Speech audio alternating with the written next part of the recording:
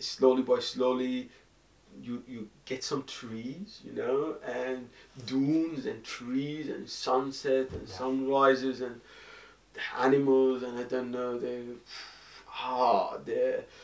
camels, they're walking between the trees. Hi, and welcome to the second episode with Peyman from Nomad's Trails. So as promised, welcome back, and this time we will talk about the trip itself. So we're going to talk about equipment, we're going to talk about countries to visit, and we will also give you tips on where to start bikepacking if you feel like it's something that you might be into. But yeah, let's have Peyman in the studio and talk more about it, and yeah, feel free to subscribe and put on notifications if you're new around here, and yeah, let's talk more about bikepacking and around the world in 10 years with Peyman.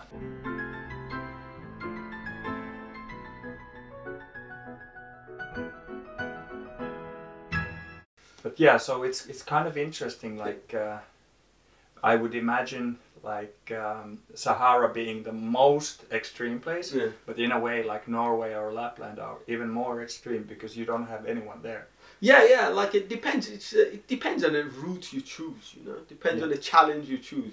In any condition you can have in Sahara, yeah, if you wanted to go off-road between up the sands, let's say, that's crazy. You know, you apparently there's very less chance of survival, much more than Norse.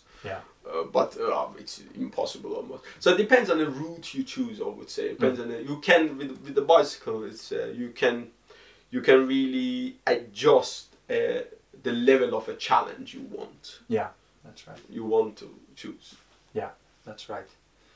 One thing that I wanted to ask you was the like people who want to start bikepacking and doing adventures. And now you've done a lot of countries by now, but you still have a lot to do. But a lot to do. By now, what would be the place where you would recommend people to maybe start off? If they, let's say, we could do one Finland. Yeah. I want one from Finland, but also one where you have to fly somewhere.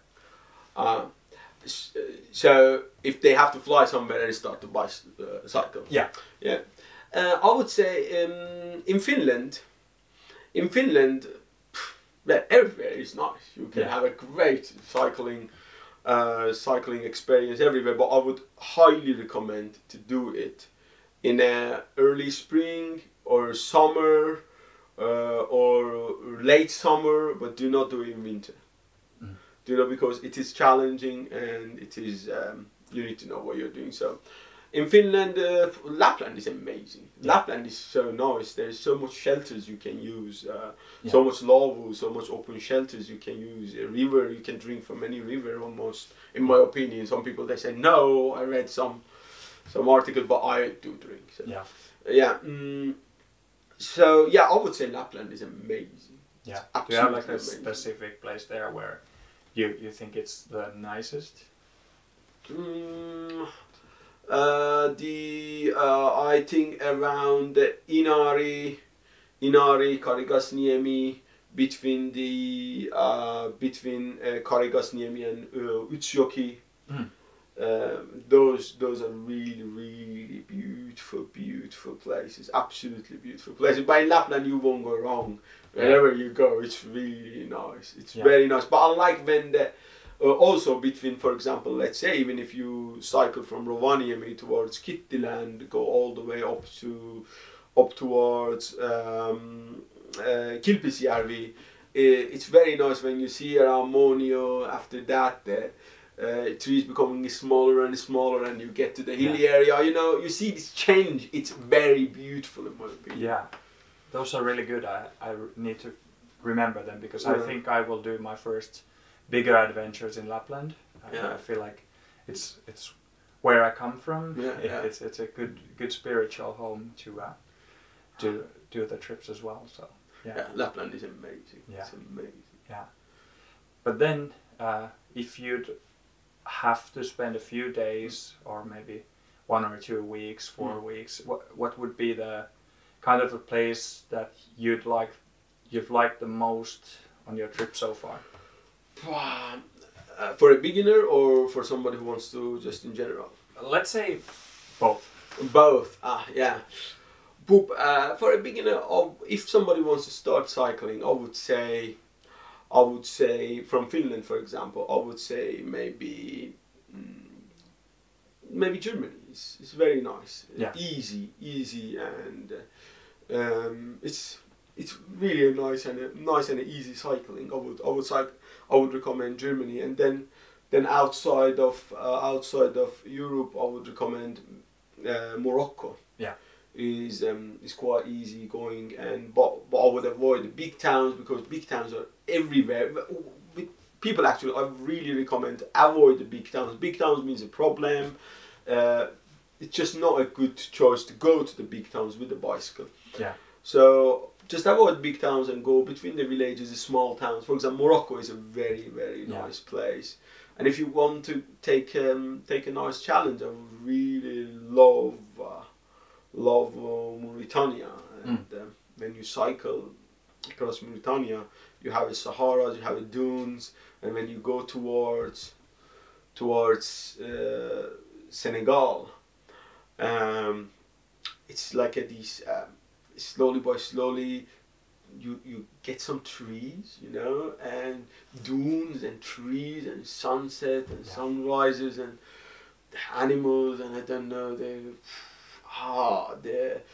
camels, they're walking between the trees. It is so beautiful. It's absolutely mind-blowing. Yeah. And in Mauritania, the people there, they paint their houses. It's like a candy. It's like a bag of a candy. How colorful it is. The houses in the villages, they're that colorful. They're like orange, I don't know, pink, green, amazing color. It's so beautiful. Yeah, that sounds really good. And I'm a big geography nerd. Yeah. And my favorite episodes from you guys have been the ones where you kind of go from Sahara towards Senegal, and you kind of see the Sahara changing into Sahel, and then to jungle, and it's like the rainforest, and you kind of see the gradual change going on, and it's so weird that first you're in the middle of nowhere and it's just sand, and then you just see bushes coming, and all of a sudden you're in a like just a bunch of green. Yeah. It's so weird to like understand the vastness of Sahara and kind of the gradual change of everything. So yeah, it was absolutely an amazing journey. Yeah. Absolutely. I would really recommend that. Yeah. Of course, security situation over there changes now and then. So people, if you want to do, you need to. The most important thing is to talk to the locals. Yeah. Talk to the locals. They will tell you how is the security situation after 50 kilometers, after 100 kilometers. You need to ask them. So how are you doing it? Is it like contacting people on Instagram or like Facebook or? The thing is, cycling community nowadays, there is WhatsApp groups for each continent, sometimes even countries, but usually for each continent. For example, for Africa, we have WhatsApp group for cyclists who are in West Africa. We have WhatsApp group for cyclists who are in East Africa. So we get information, we exchange information with each other about the visa, about the board, which border crossing is easier, because some of them are more difficult, some of them are easy. Yeah. And all of this security information, we exchange with each other. But the most important is, I know from, for example, here I'm going to cycle, let's imagine to Turku. Yeah. So when I'm here, I talk with people, I say, okay, the Turku, I show in a map, I'm going to Turku, I take this road. How is the security between these two towns? Is it fine? Is it good? So people, they say. I ask from not one person usually, I ask from a couple of people. Yeah. So I get a good idea. So yeah. About what it is. Yeah, but I do not usually ask from one person because people they think differently. So. Yeah, they have their own. Yeah. Like asking a person from Helsinki about Turku, they would say just avoid. Yeah. Yeah. But yeah, so now is the situation you've been to Finland now for how long? It is a little bit less than a year. Yeah. It's like I think around 10 months. Yeah. So you got stuck in Ghana. In Gambia. In Gambia. Yeah. For some, Yeah. Yeah. So you got caught up with. Did you when you were traveling? No. When did the COVID hit Africa? Was it kind of like you were in? Were you in Mauritania or Senegal when COVID hit, or where were you in the spring of 2020? We were in Gambia. Yeah. We were in Gambia. We had because of our YouTube channel, we have sometimes we have a pause for like 2-3 weeks to edit our videos. So we were in Gambia in our pause to edit our videos, and then COVID did hit, and we were like, and then Mathilda was a little bit sick, so we had to wait for 2 more weeks, and then we actually were packed, and we were ready to go. Yeah. We had a visa for Guinea, and we had everything ready. Yeah. To hit the road towards south, and then every day the COVID, like all the countries, they start to close borders, and then we said like, oh, we maybe have to stay here. It doesn't make a sense. And then, like after a couple of days, the Gambia decided they would close their border. Then we said, okay, we wait here to see how the situation goes. And every month we thought, okay, next month maybe it gets easier, but no, it was quite a serious situation. We end up staying in Gambia for almost a year. Yeah, and you started farming, and you had chickens and ducks. What happened to the chickens and ducks when you left? Did you? There is more. Our friend who lives in the same building, he was taking care of them, but I would guess they might be steaks. They might be, some of them at least. I would guess. Yeah. But Bonzo cat, he's very happy. We got just the news about Bonzo, which he's now with the owner of the guest house we stayed before, and he lives with him and his family in their apartment, so he's very happy. Happy guy, but I'm not sure about the chickens. Chickens and duck maybe didn't make it. But it's important that Bonzo is doing well. Yeah, Bonzo is doing well. A really sympathetic cat. He was amazing. He was like a dog. I call him. I just whistle wherever he was around. He was running to me. We had cats as kids, and when we whistled, nothing would ever happen. A cat would never come to us when we came home. So you were lucky with that cat. He was amazing. I really miss him a lot. Actually, I have to say that I really miss him so much. Like I just can't watch the videos, which includes Bonzo. I'm like, yeah. My little brother was staying in Sicily, and they were kind of like taking care of the stray animal there as well. So it was really hard for him to come back because had to leave all the stray animals behind. So. I can imagine. Yeah. And I tell you, I feel like street dogs or cats, they are pretty smart compared to the breeded ones. I don't know. In some way, I think the smartest ones they survive. Yeah. You know, so they are quite. There's a good selection, so they're quite. I remember when I was in Istanbul, and there were like hundreds of stray cats, and the ones that were the most smooth were the ones that were coming next to you, and they would get fed like all of the time, and they were spending their time on the cafe terraces, and they would get fed like they were fat. I can imagine. Yeah. But the smartest ones were fat, and the other ones weren't. Yeah. But now you are planning for a new trip. But basically, it's a continuous of the world trip. I want to now. I'm packing. I'm editing our next vlog at the moment, and in a couple of weeks, I will be starting to cycle from Helsinki to Estonia, and from there all the way to Poland, to Germany, and then back to Africa. I think I have to fly from Germany to Kenya. I would love to do, my original plan was to go cycle to Turkey and then from Turkey find some, I don't know, sheep or something and go to Egypt, and then from Egypt cycle all the way down east coast of Africa towards South Africa, and then I will go up towards north to Namibia and Angola, and then apparently from Angola I will come back to Europe and cycle towards the rest of the world.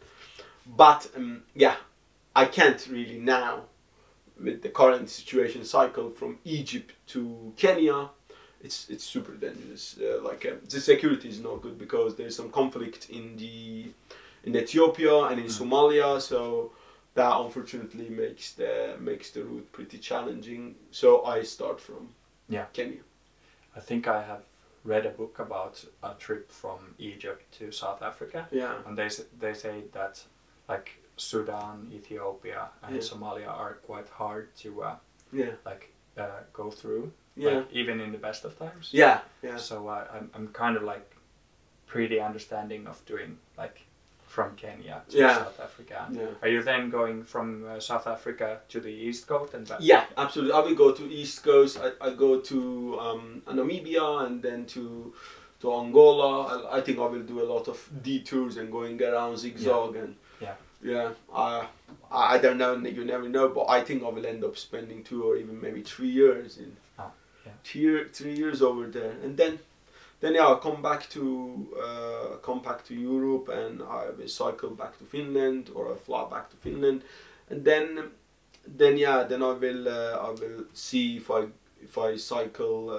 first towards Asia, Mongolia, and then the rest of the world, or I go to Alaska and cycle Alaska to Patagonia and then come back to Finland and then go towards Asia.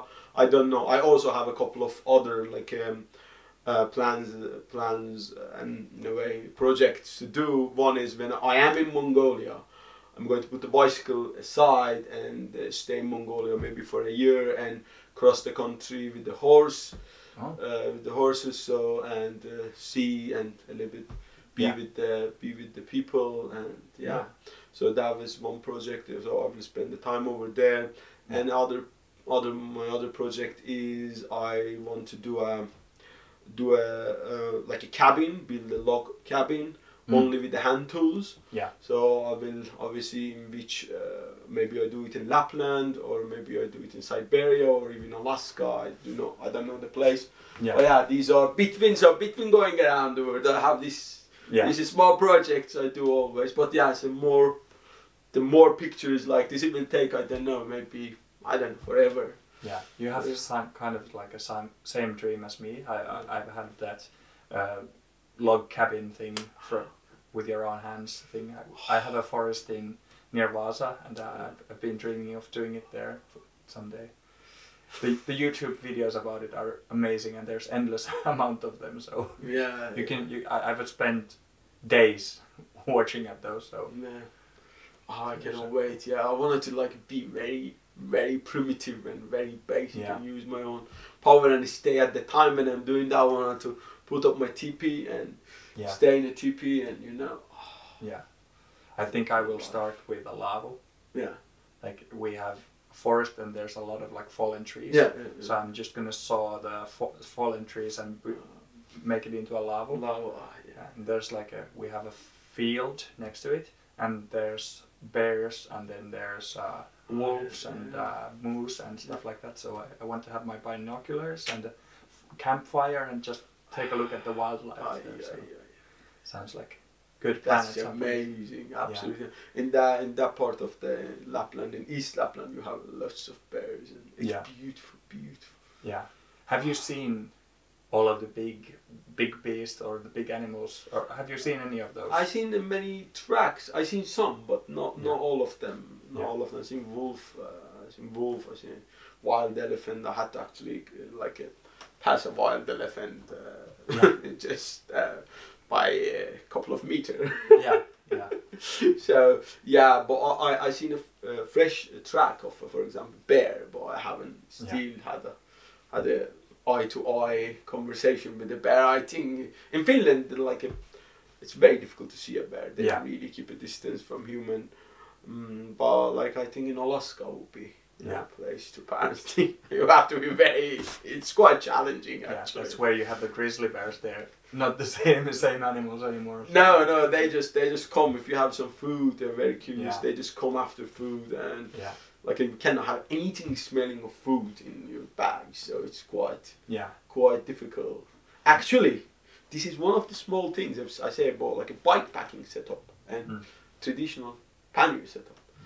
For example, in Alaska, in my opinion, it's very easy to go with the traditional touring setup because you have your panniers. You take them off because your pannier gonna to smell like a food, gonna to attract bear. Yeah. So you take them up, you put them up in the tree. But with the bikepacking setup, everything is connected to the bike, and it's really difficult to take those, for example, frame bag to put it up on a tree, and if you leave it on a bike, if a bear comes, then your bike is destroyed apparently. So it's like it's just a small point game to mind. Sounds like a thing that you should take in consideration. Yeah, many these sort of small thing comes, you count it and you know. Yeah. One thing that I wanted to ask you before we end is kind of like maybe some of the things that now you've been on a trip for a long time, which are kind of like indispensable, like the things that you find the most important, or some of the best buys you would recommend for people to invest in. Oh yeah, I would. If you're somebody who cooks, I would say the MSR Whisper Light International is a fantastic stove. Which one is it? It's the multi-fuel stove, which works with the the cage. This is a multi-fuel stove with the pump. It works with the petrol. Okay. It's a very durable, very good stove. Also, I love the other stove, the Bushbox stove. It's fantastic stove. Yeah. It's amazing. Yeah. But of course, is like sometimes in the summertime, for example, and there's a forest fire alarms are on, you can't use it, so there is that part. But beside that, it's an amazing thing. I really love those stoves I have. A Puukko knife, I never go anywhere without that. I love to. Just like a Lapland Puukko. Yeah. I made it myself. One of them, and now a blacksmith, my friend Juho Kortoniemi in Inari,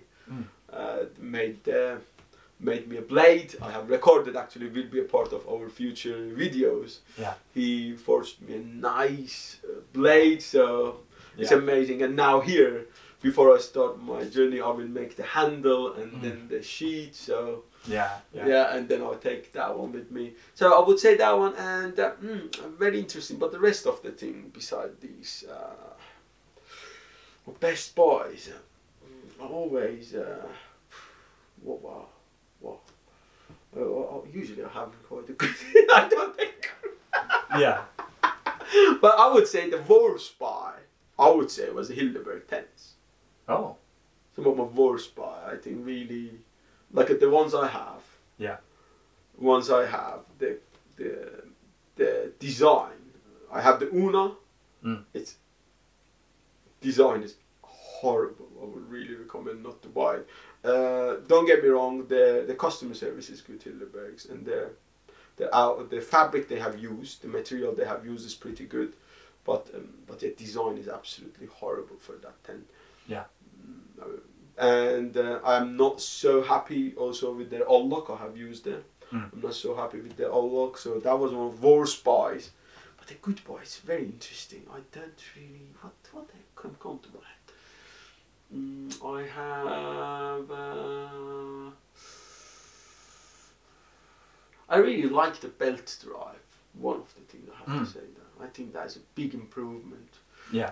I'm not the person who supports the just every other day the bicycle industry nowadays, or outdoor industry is like a fashion industry. Yeah. And they come up with the new things and you have to throw away everything you had which they were working and buy a new one, I think it's, in my opinion, my personal opinion, it's sort of a crime. Yeah. Actually, that's how I see that. It's crazy. Yeah. So, but yeah, I think some innovation we have in the outdoor industry, which they improve the performance and they last longer, and so that's nice. I think the belt drive is really one of them in my opinion, but yeah, nothing wrong still with the chain and radio system, it works. Yeah, I guess that you must have like exchangeable belts in some of the panniers for... Yeah, I definitely have a spare belt if something happens, so I can straight away change it. Yeah. Makes I sense. do have it, yeah. So in that way you kind of just only like wash it with water, right? Yeah, you wash it with the water, it goes but in a like a condition like a Finland, when it's like a wettish, you really don't need to do so much with it actually. But I think often you need to. I haven't been in a dry like with the belt still with a dry and like a sandy condition. I think that is a condition. What I have heard, that's a condition which the belt start to squeak and make a sound. So then that's the time you need to use the lubricant and clean it often. But we will see that now when I go to Africa. So we will see how that will perform over there. But for Finland, for a condition like a Finland, it's a fantastic setup. The other thing I really love is I would really recommend for people who they go outdoors in Finland.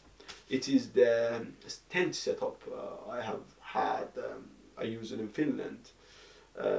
It's this teepee and the stove. Oh man, that is a life changer. What brand is it? It is from Seek Outside. It's American brand, and many other brands also they do. It's not perfect. Yeah. There's some small changes I will recommend to the brand to do, which makes I think it makes it much more durable. But the weight and the durability of that, when you compare the weight with the durability, it's absolutely amazing. And it works so good. Like when you're in a forest in autumn or in winter, it rains, you are really like everything is wet, and in your tent you put up the stove, put some wood, and you have like a warm, like a plus 25. It's amazing. You can dry your equipment. You can have a food, in a nice, in like a home. It is amazing. Absolutely amazing. I really need to take a look at that, because I kind of, in a weird way, I like the idea of bikepacking in winter. Even though it's not the smartest thing to do. Difficult. But like having that kind of like a wood burning like a stove inside, it really makes sense at that point. My first bikepacking trip I did was in March, early March, and it was still like it was wet snow and like water under it. Wow! And I went to Helsinki Keskuspuisto, like Central Park, in like next to where people live, but in the forest. And it was like wet snow, and all of my equipment was wet, and I just shivered in my sleeping bag for one night, and I was like, I'm never gonna do this again. It was like the worst way to do it. Like only 20 kilometers into the Central Park, like everything wet, and trying to sleep and then cycle back. Like nothing good about it. I can imagine. It was just like dark and miserable and raining for the whole night. But if you have right equipment, you really can, like I said, like when you have this teepee, imagine you put it up over there, you have the stove inside of it, wood burning stove. So you're like, nice. You sit there, we carried in this trip a reindeer skin, reindeer hide, and then over a sleeping mat, I put the reindeer hide there, a sleeping mat. You have a stove burning over there, and man, it's such a life. Yeah, sounds really good. It is amazing. I'm like in the morning, it's so difficult to pack and go. So that's the biggest problem, because you have so nice in the tent, you just don't want to leave. Yeah, exactly. Yeah.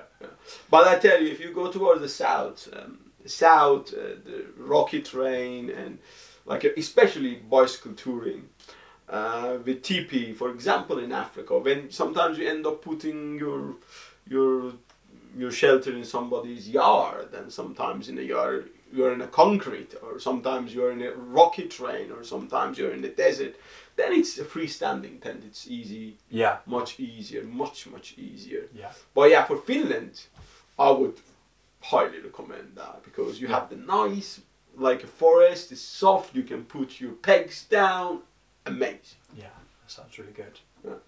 Hey, thanks, Peyman. No worries. I think that we have everything I want to hear from you at this point. Hopefully you'll have a good trip, and everything goes smoothly from here on, and no more COVID surprises. Fingers crossed. Yes. And I wish you a good continuing for your trip. Fantastic. Thank you so much. It was a pleasure to talk. Yeah. I wish you all the best, and go out and do your adventure, and you will have a great time, and don't worry so much. Yeah. Thanks. Cheers and bye-bye. Thank you. Thanks. Bye-bye. Yeah, thanks for tuning in and watching until now. It would help my channel if you could subscribe to this, and I will do more English material in the future as well. So if you see a Finnish video come out, don't worry, it's one of those. But I will do more of these kind of adventure films in the future. Thanks, and have a nice day. Bye.